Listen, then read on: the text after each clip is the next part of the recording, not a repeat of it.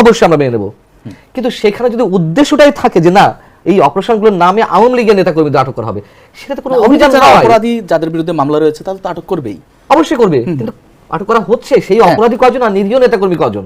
আচ্ছা, আমি তো জেল ফেরত একজন মানুষ দেখেছিলাম যে ওর মধ্যে কতজন প্রকৃত সন্ত্রাসী, তাদেরকে ধরা হচ্ছে। ছোট ছোট শিশুদের 18 বছরের নিচে 16-17 বছরের শিশুদের আটক করা হচ্ছে, আটক করে আওয়ামী লীগ নেতাকর্মী হিসেবে ট্যাগ দিয়ে কারাগারে প্রেরণ করা হচ্ছে আদালতের মাধ্যমে। আদালতে শো করা হচ্ছে কোনো কোনো শিশুর আইডি কার্ড। না, এটা যদি বলেন তাহলে তো এই অভিযোগের পাশাপাশি আমরা অভিযোগটি এইভাবে পাচ্ছি যে রাজনৈতিক নেতাদের তত্ত্বাবধানে এগুলো হচ্ছে, বিএনপির লোকজন ধরিয়ে দিচ্ছে। আচ্ছা, আপনি বলুন তো চাঁদাবাজ এই যে 17 মাস ধরে চাঁদাবাজি চলেছে, বিএনপির বিরুদ্ধে তো অভিযোগ রয়েছেই, এবং বাস্তবতা এটি অভিযোগ শুধু নয়, অবশ্যই বিএনপির মধ্যকার তৃণমূলের নেতাকর্মী হোক বা অন্য কোথাও হোক তারা চাঁদাবাজি করছে। জামাতের যে কেউ করছে না এটা হরফ করে বলা যাবে না, আওয়ামী লীগ তো আর করছে না, এখন তো মাঠে আওয়ামী লীগ নেই। আওয়ামী লীগের অনেকে বিএনপিতে ঢুকেছে, কিন্তু আমার কথা হচ্ছে যে এই চাঁদাবাজদের আটকের বিষয়ে তারেক রহমান অনেক আগে থেকে বলে আসছেন। আমার দলের বিরুদ্ধে, তার ভাষায় আমি বলছি যে বিএনপির কোনো কেউ যদি চাঁদাবাজিতে জড়িত থাকে তাদেরকে আটক করুন, আমরা প্রশাসনকে হেল্প করবো। অদ্ভুত একটা বিষয়, প্রশাসন হেল্প করে না, আমরা প্রশাসন চাঁদাবাজ ধরে না। আপনি বলুন কজন চাঁদাবাজকে ধরা হয়েছে? চাঁদাবাজি যদিও করে, চাঁদাবাজি আটক হয়েছে, কেন আটক করা হয়নি? সব ম্যাটিকুলাস ডিজাইন হচ্ছে। জামাত চায় না। যেমন যদি বলি হাদিকে গুলি করলো যে ছেলেটা, সে কিন্তু কিছুদিন আগে চাঁদাবাজির অভিযোগে অস্ত্র সহ পরে আবার জামিন দেওয়া হয়েছে। আমি যেটা বলতে চাই, আমি সংক্ষেপে বলি, সেটা হচ্ছে যে সন্ত্রাসী বাদ দিলাম, চাঁদাবাজির তো মাত্রা ছাড়িয়ে গেছে 17 মাসে। কজন চাঁদাবাজ আটক করা হয়েছে? আটক করা হয়নি। এই যে বললাম ম্যাটিকুলাস ডিজাইনের অংশ। বিএনপি যেখানে নিজে চাইছে যে চাঁদাবাজদের আটক করা হোক, তাও করে না। কেন করে না? এই কারণে বিএনপির যে ভাবমূর্তি সেটাতে ধস নামুক। বিএনপি নেতাকর্মীরা কিন্তু বলছে যে আটক করা হোক, প্রশাসন করে না। সেই জায়গা থেকে প্রশাসন কয়জন সন্ত্রাসীকে আটক করেছে? আর সবচেয়ে বড় কথা, অস্ত্রের বিষয়ে আলোচনা করছিলেন, থানা লুট করা অস্ত্রগুলো কোথায়, কয়টি আসলে আটক করা হয়েছে? যা আমরা শুনছি সব গভর্নমেন্টের প্রেস রিলিজ অনুযায়ী আসলে কতটি অস্ত্র উদ্ধার করা হয়েছে? আচ্ছা, ধরে নিলাম যে 2/3 অস্ত্র উদ্ধার করা হয়েছে, যে অস্ত্রগুলো লুট করা হয়েছিল। আসিম মাহমুদ সজীব ভুঁইয়া যে মাস কয়েক আগে বললেন যে তাদের সশস্ত্র বিপ্লবের প্রস্তুতি ছিল 5 আগস্ট যদি শেখ হাসিনা সরকারের পতন না ঘটতো। তো সশস্ত্র বিপ্লবটা নিরস্ত্র হাতে করা যায় না, তাদের অস্ত্রের যোগান ছিল। সেই অস্ত্রগুলো কোথায়? কেউ জবাব দিতে চায় না কেন? হয়তো প্রয়োজন হলে তখন আসতো দেশের বাইরে থেকে, প্রয়োজন হতে যাচ্ছে আমি জানি না। অনেকে বলে, এটা আমার শব্দ না, যে বিএনপি মাথা মোটা। আমি মাথা মোটা শব্দ বললাম না, আমি বলি বিএনপি বারবার ফাঁদে পা দিচ্ছে। বিএনপি ফাঁদে পা দিয়ে 17 মাসের মাথায় এসে পর্যন্ত পৌঁছেছে। বিএনপি মনে করছে যে একটা নির্বাচন হলেই বিএনপি ক্ষমতায়। নির্বাচন অবশ্যই দরকার, কিন্তু এইভাবে জানাতন ভাবে না। আমি আরেকটা কথা বলি, মনি আপাকে আমি প্রশ্ন করেছিলাম আমার নিজের একটি টক শোতে বা পডকাস্টে, এই যে তারেক রহমান সাহেবকে এত নিরাপত্তা দেওয়া নজিরবিহীন। আমি বলবো একটা দলের জননেতাকে এইভাবে নিরাপত্তা দেওয়া, এটা বিশ্বের বুকে নজিরবিহীন। আমি বলছি না তারেক রহমানের জীবন ঝুঁকির মধ্যে নেই, অবশ্যই তার বিশেষ নিরাপত্তার প্রয়োজন রয়েছে, কিন্তু এটা চোখে লাগার মতন নিরাপত্তা দেওয়া হচ্ছে। সাবেক প্রধানমন্ত্রী বেগম খালেদা জিয়া যখন মারা গেলেন, সেটিকে নিয়েও আমরা দেখেছি সরকারের আন্তরিকতা কোনো ঘাটতি নেই। এত আন্তরিকতা দেখিয়ে পরে অন্য কিছু করার কোনো ডিজাইন রয়েছে কিনা আমরা জানি না। বিশ্বাসযোগ্যতা অর্জনের মাধ্যমে রাখতেই পারেন। আমরা সরকারের যদি আনুগত্য থাকতো, বিএনপি কোথাও না কোথাও তো পেতো, তাহলে তো ডিজাইন অফ মেটিকুলাস, যেটা পান্না ভাই বললেন, আমি যদি এটা ধারাবাহিকতায় বলি, আমি যদি বলি যে ভোটটা আপনি যেখানে দেন, ভোট এক জায়গায় যাবে, এরকমও তো হতে পারে না? তা আমাকে কিন্তু, আমি মাঠে নেমেছি খরগোশ ও কচ্ছপের দৌড়ের মতো। আমি কচ্ছপও যদি আমার প্রতিদ্বন্দ্বী হয়, আমি মনে করি বিএনপির একজন কর্মী হিসেবে এই কথাটা বলছি বিএনপির সমস্ত নেতাদের উদ্দেশ্যে, কচ্ছপেরকেও কিন্তু প্রতিদ্বন্দ্বী মনে করা উচিত, প্রতিযোগী মনে করা উচিত, এবং সিরিয়াসলি। এবং ওই পয়েন্টগুলো, আমাদের ছোটোখাটো ব্যর্থতা থেকে আমরা যে জিনিসগুলো আমরা পাই, যেটা অনেক রকম অনিয়ম আছে। আজকেও যখন কথা বলছি, এখানে দেখলাম ইতিমধ্যেই কারো বাসা থেকে কিন্তু ব্যালটের পেপারগুলো পাওয়া যাচ্ছে। এটা কিসের আলামত? এর আগেও কিন্তু আমরা নীল খেতে ব্যালট পেয়েছিলাম, আমরা সেটা নিয়ে কথা বলেছিলাম, ওইখানে কথাটা স্থগিত হয়ে গিয়েছিল। কথা তো উল্টা কেউ কথা বলেই নেই। যারা আমরা যে 2-1 জন কথা বলছিলাম, আমাদের 70s জেনারেশন উদ্ধার হয়েছে। আপনি কি ইন্ডিকেট করতে চান? আমি অবশ্যই এটাকে ভীষণ ভাবে অ্যালার্মিং হিসেবে মনে করছি যে এখান থেকে অ্যালার্ট হওয়ার বিকল্প কিছু হতে পারে না। কিন্তু আমি তো এখানে আরো আশান্বিত হই যে সরকার এত কঠোর যে গোপন ব্যালট যেখানে আছে সেখান থেকে উদ্ধার করে নিয়ে আসছে। বলে না 10 দিন চোরের একদিন সাধুর, তার মানে একটা বাসা মানে কিন্তু একটা জায়গা থেকেই এটা ঘটনাটা ঘটছে না, একটা সিমটম পাওয়া গেছে। আমি আপনাকে যদি আরো প্রুফ দেখাই, 2008-এর নির্বাচন, যেদিন নির্বাচন ছিল সম্ভবত ডিসেম্বরে নির্বাচন ছিল, নির্বাচনের ঠিক একদিন আগে বিএনপির দেশনেত্রী বেগম খালেদা জিয়ার অফিসের সামনে 2টা ব্যালট বাক্স পাওয়া গেছে, যেটা ফুল ব্যালটে বাক্সের মধ্যে নৌকার ভোট ছিল। সেইখানে সেটা নিয়ে অনেক কথা হয়েছে, তার মানে এটাও কিন্তু একটা সিমটম ছিল। আর কোথাও না, বিএনপি অফিসের সামনে 2টা বাক্স পাওয়া গেল, সেখানে নৌকার সিল ছিল। তাহলে সেই সিল সহ ভরা পরের দিন যে ডিজাইনটা চালু হয়েছে সেটাও কিন্তু মেটিকুলাস ডিজাইন, সেটা স্থূল মেটিকুলাস ডিজাইন ছিল। আর এখনকার যে ডিজাইন, এটা হলো কি এআই এর যুগ, ডিজাইনটাও এআই এর মতোই হচ্ছে। সেই জায়গায় আমি মনে করি সাধারণ আমার মতো মেধা, আমি সবচেয়ে কম মেধার মানুষ মনে করি এইসব মেধা দিয়ে নির্বাচনে দাঁড়ানো এগুলো ঠিক না। মেধাবী হতে হবে, নইলে মেধাবী আইনে ব্যবহার করতে হবে। বিএনপিকে এই জায়গায় আপনি কততম স্থানে রাখবেন? আমি বিএনপিকে এই জায়গায় আমি স্থান দিতে চাই না, পারি না। আমি চেষ্টা করি, খুব চেষ্টা করি, আমার ভালো লাগতো যদি দিতে পারতাম। জি, ধন্যবাদ আপনাকে। মনজুরুল আলম পান্না, আপনার দেওয়া একটি ফেসবুক পোস্টকে আমি উল্লেখ করতে চাই। আপনি লিখেছেন যে 12 ফেব্রুয়ারি সামনে রেখে টুপি বিক্রি বেড়ে গেছে। আপনি স্যাটায়ার করে লিখেছেন, কিন্তু এটারই একটা অর্থ তো আছেই। আমরা দেখি নির্বাচন সামনে করে যে প্রার্থীদের মধ্যে যে ধর্মানু প্রকাশ হয়ে ওঠা, এটাকে আপনি এইভাবে লিখছেন কেন? যে কোনো জিনিস তো আপনি ধর্মকে যে কোনো কাজে ব্যবহার করা, মিস ইউজ করা, আমি তো ব্যবহার বলবো না, এটা মিস ইউজ করা। ধর্ম একান্ত আমার ব্যক্তিগত বিষয়। তার মানে আমি বলছি না আমি নামাজ পড়ি কিন্তু বাইরে টুপি পরা যাবে না, পাঞ্জাবি পরা যাবে না, বা মনিয়াপা নামাজ পড়েন তিনি বাইরে মাথায় ঘোমটা দিতে পারবেন না, আমি সেটা বলছি না। আমি বলছি যেটি বিশেষ উদ্দেশ্যে যদি এটি করা হয় তাহলে তো অবশ্যই সেটি প্রশ্নবিদ্ধ। আমি নামাজ পড়ি, আমি বাইরে টুপি পড়ছি না, কিন্তু আমি হঠাৎ করে টুপি পড়া শুরু করলাম, আমি তো নাম দাগিয়ে বলতে পারবো কারা কারা টুপি পড়া শুরু করেছেন। গত 1 সপ্তাহ 2 সপ্তাহ আগেও এদের মাথায় টুপি কেন, স্যুট টাইপ প্যান্ট পরে চলেছে।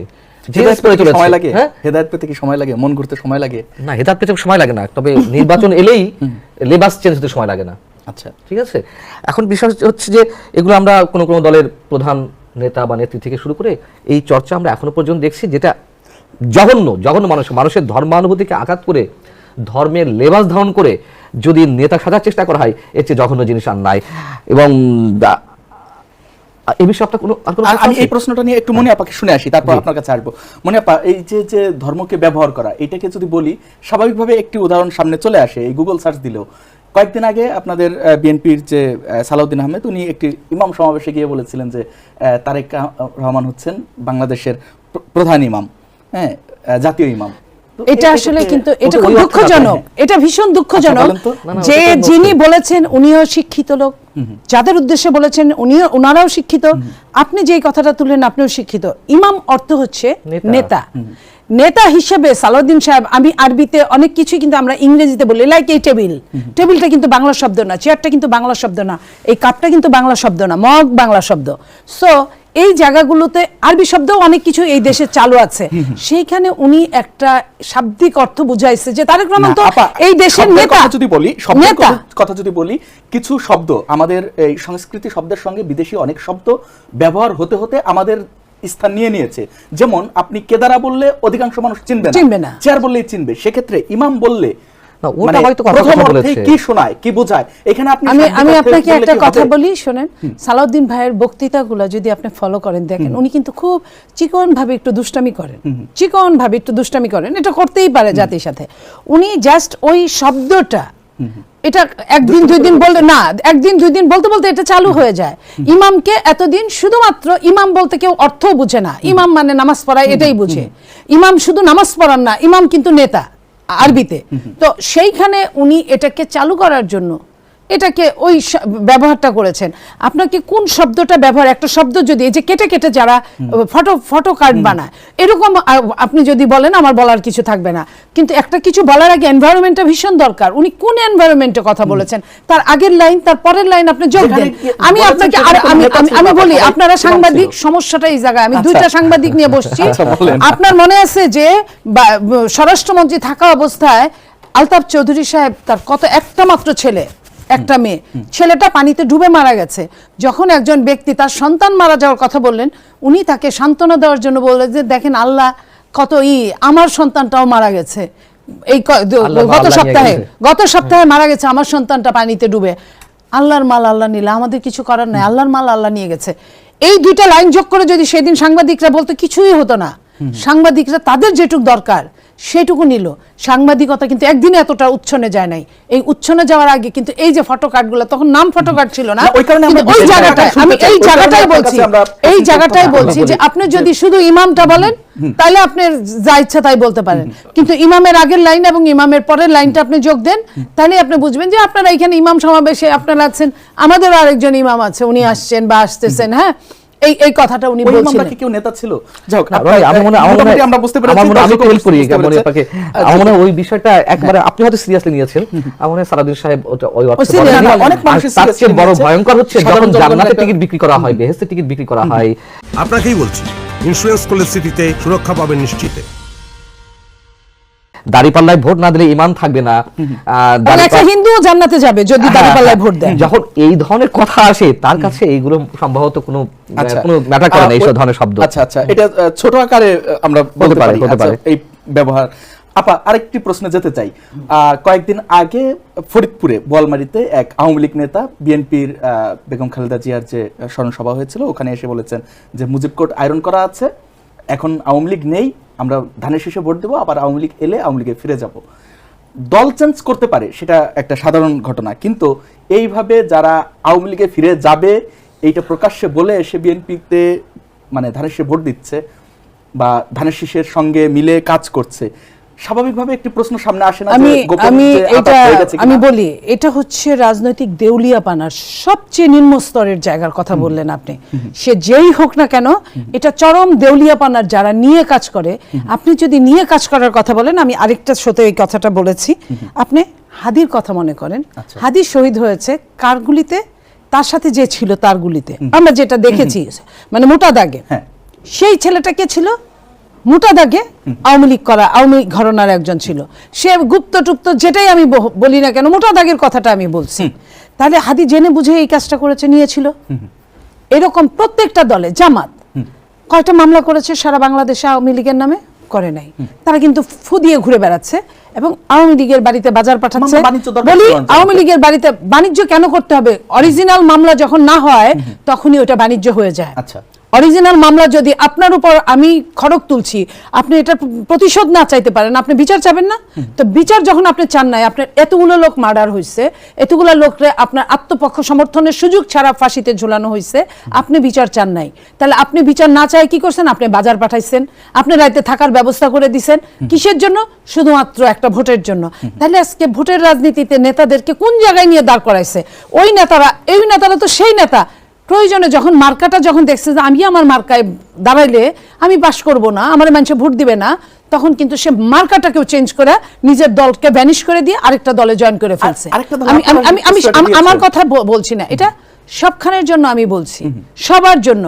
কোনটা পক্ষে গেল? যখন আমি বাংলাদেশ নিয়ে কথা বলবো তখন কিন্তু আমি বাংলাদেশের একজন নাগরিক হিসেবে কথা বলবো। আমি মানুষের নৈতিক স্খলনটা কতটা নিচু পর্যায়ে চলে গেছে ওই জায়গাটার কথা বলছি। তো যারা শুধুমাত্র সস্তা দুটা ভোট পাওয়ার জন্য এই কাজগুলো করে, আপনি ধরেছেন বিএনপির ওইখানে ওই কথাটায়।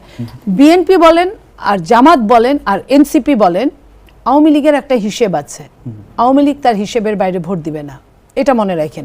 তবে হ্যাঁ, কিছু ভোট, ওই যে আপনি বাজার পাঠাইছেন, ওই যে আপনি অ্যারেস্ট করায় দেন না, আপনার রাইতে ঘুমাইতে দিয়েছেন, আপনার হসপিটালে, আপনার অফিস রুমে, আপনার গুডাউনে, আপনার বাড়িতে, আপনার পুকুর পাড়ে, ডুবান নালায়, আপনি যে তারে ঘুমানোর ব্যবস্থা করে দিয়েছেন, ওটার জন্য সে আপনাকে ওই টাইমটার জন্য ভোট দিতে পারে। ধন্যবাদ আপনাকে। আমরা একটু পান্না ভাই শুনি, আওয়ামী লীগে তাহলে শেষ পর্যন্ত কি বিএনপির ঘাড়েই ভর করলো, না ভাগ করে জামাতকেও কিছু দিবে আওয়ামী লীগ? শুনুন, এটা এখন নিশ্চিত করে বলা যাচ্ছে না, নিশ্চিত করে বলা যাচ্ছে না যে আওয়ামী লীগের ভোটাররা ভোট দিতে যাবে কিনা যাবে কবে।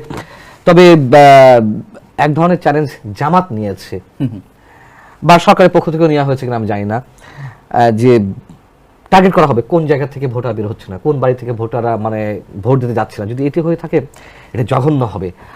আর আওয়ামী লীগের ভোট কার পক্ষে যাবে আমি জানি না, তবে এটা সত্য কথা, আওয়ামী লীগের ভোটের উপরে অনেক কিছু নির্ভর করছে। তখন আওয়ামী লীগের ভোটাররা ভোট দিতে না গেলে একদিকে যেমন এটি কাস্টিং এর রেশিওতে অনেক কিছু আমাদের সামনে উঠে আসবে, আন্তর্জাতিক পরিমণ্ডলে এটি প্রশ্নবিদ্ধ হবে, মাত্র এত শতাংশ ভোটার এর উপস্থিতিতে ভোট হয়েছে, সেটির গ্রহণযোগ্যতা নিয়ে প্রশ্ন উঠবে। আবার যদি আওয়ামী লীগ ভোট কেন্দ্রে যায়, সেই ভোটগুলো কোথায় গিয়ে পড়ছে সেটিও কিন্তু একটা হিসেবের বিষয়। আচ্ছা শুনুন, আমি না সত্যি কথা বলি যে এই যে নির্বাচনটা হতে যাচ্ছে, ডক্টর ইউনূসের ভাষা ঐতিহাসিক নির্বাচন, ঐতিহাসিক নির্বাচন অবশ্যই বিভিন্ন দিক থেকে, মানে এত অগোছালো, আওয়ামী লীগ একতরফাভাবে নির্বাচন করেছে বিএনপিকে ছাড়া, তারপরে এত অগোছালো বিষয় আমরা দেখিনি কোথাও। যেমন অস্ত্র উদ্ধার, যেমন এই যে আপনার এই যে গণভোট, আবার ভোট, অস্ত্র জমা দেওয়া, আচ্ছা গণভোট হচ্ছে, গণভোটের ব্যালট পেপার 1 মাস আগে পাঠানো হবে কেন আপনার জেলা প্রশাসকের ট্রেজারিতে? সাধারণ ভোটের ব্যালট পেপার যখন আগের রাত্রে পৌঁছানো হয়, সেখানে 1 মাস আগে গণভোটের ভোটার ব্যালট পেপার পাঠানো হচ্ছে। ফাজলামো শুরু হয়েছে, তামাশা শুরু হয়েছে, যাতে সিল মেরে আগেই ওই যে খালদার অফিসের সামনে যেমন হয়েছিল খুব স্বাভাবিক ভরে রাখতে পারে। এখন গণভোটের পক্ষে তো সরকার নিজেই প্রচারণা চালাচ্ছে, তাহলে এইগুলো করার কি কারণ আছে?